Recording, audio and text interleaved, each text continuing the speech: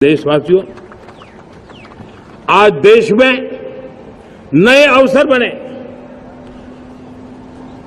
तब मैं कह सकता हूं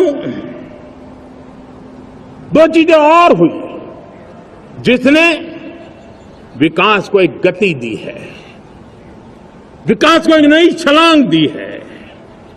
और ये है, पहला है आधुनिक इंफ्रास्ट्रक्चर का निर्माण। हमने इंफ्रास्ट्रक्चर को आधुनिक बनाने की दिशा में बहुत बड़े कदम उठाए हैं। और दूसरी तरफ सामान्य मानवीय के जीवन में जो बाधाएं हैं, ईज ऑफ लिविंग का हमारा जो सपना है, उस पर भी हमने उतना ही बल दिया है।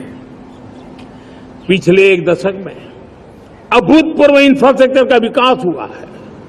रेल हो, रोड हो, एयरपोर्ट हो, पोर्ट हो, गवर्नमेंट कनेक्टिविटी हो,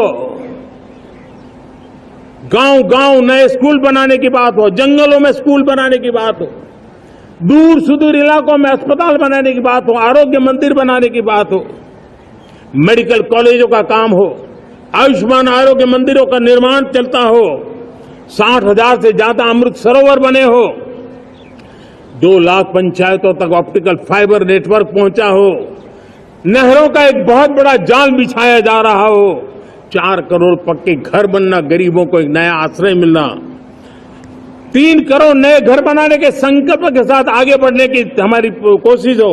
हमारा पूर्वी भारत, नॉर्थ ईस्ट, उसका इलाका आज इंफ्रास्ट्रक्चर के लिए जाने जाना लगा है।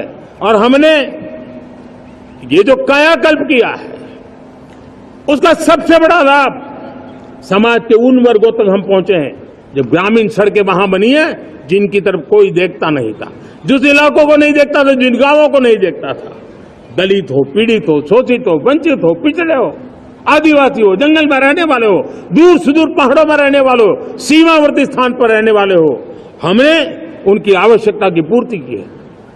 हमारे मछुआरे भाई बहनों की आवश्यकताओं को पूरा करना, हमारे पशुपालकों के जीवन को बदलना, एक प्रकार से सर्वांगीण विकास का प्रयास हमारी नीतियों में रहा, हमारी नीयत में रहा है, हमारे रिफॉर्म में रहा है, हमारे कार्यक्रमों में रहा है, हमारी कार्यशैली में रहा है। और उस सबसे बड़ा लाभ मेरे युवाओं को होता है। उनको नए नए अवसर मिलते हैं, नए नए क्षेत्र में कदम रखने का उसके लिए संभावनाएं बन जाती है।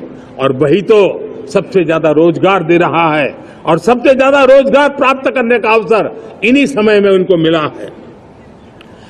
हमारा जो मध्यम वर्गीय परिवार है, मध्यम वर्गीय परिवार को क्वालिटी ऑफ लाइफ, वो स्वाभाविक उसकी अपेक्षा रहती है।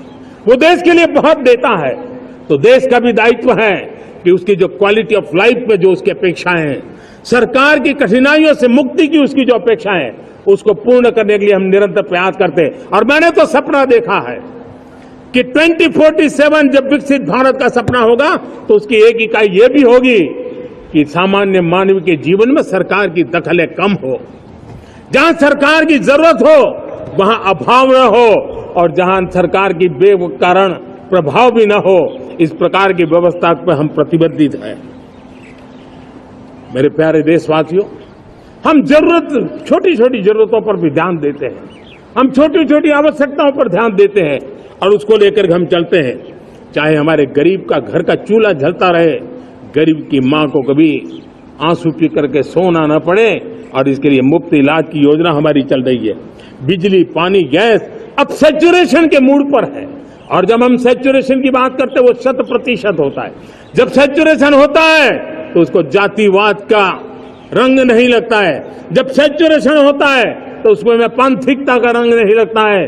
जब सैचुरेशन का मंत्र होता है, तब सच्चे अर्थ में सबका साथ सबका विकास का मंत्र साकार होता है।